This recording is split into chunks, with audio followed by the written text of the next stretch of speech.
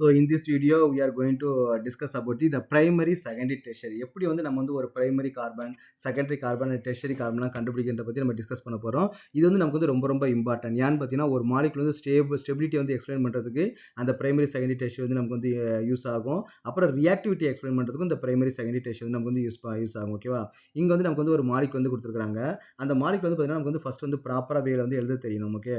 இப்போ for example வந்து பார்த்தீங்கன்னா ஓகே நம்ம ஃபர்ஸ்ட் வந்து பிரைமரி செகண்டரி டெஸ்ட்ல நம்ம என்னன்னு பார்த்துருவோம். ஓகே, பிரைமரின்றது என்னன்னு பார்த்தீங்கன்னா ஒரு கார்பன் ஆட்டம் வந்து பார்த்தீங்கன்னா ஃபர்தரா ஒரே ஒரு கார்பன் மட்டும் அட்டாச் ஆயிருந்துச்சு அப்படின்னா அது வந்து நமக்கு வந்து பிரைமரி. இப்போ மீதி 3 நமக்கு என்ன இருக்கணும், ஹைட்ரஜன் வந்து நமக்கு வந்து இருக்கணும். ஓகேவா?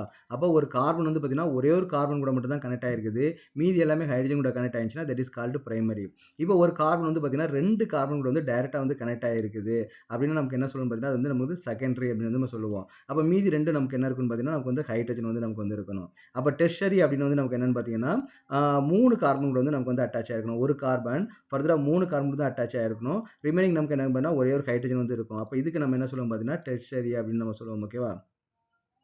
இதுக்கு பேர் என்னன்னு பார்த்தீங்கன்னா நமக்கு வந்து டெர்ஷரி அப்படின்னு வந்து நம்ம சொல்லுவோம். அப்புறம் குவாட்டர்னரி வந்து பார்த்தீங்கன்னா 4 கார்பன் கூட வந்து அட்டாச் ஆயிருந்துச்சு. ஒரு கார்பன் 4 கார்பன் கூட நமக்கு அட்டாச் ஆயிருந்துச்சு நம்ம என்ன சொல்லுவோம் பார்த்தீங்கன்னா குவாட்டர்னரி அப்படின்னு வந்து நம்ம சொல்லுவோம். ஓகே, குவாட்டர்னரின்னு சொல்லுவோம். அப்போ இதான் நமக்கு வந்து பார்த்தீங்கன்னா பிரைமரி, செகண்டரி, டெர்ஷரி வந்து நமக்கு வந்து ஐடென்டிஃபை பண்றது. ஓகே, அப்போ இதுதான் வெரி சிம்பிள்.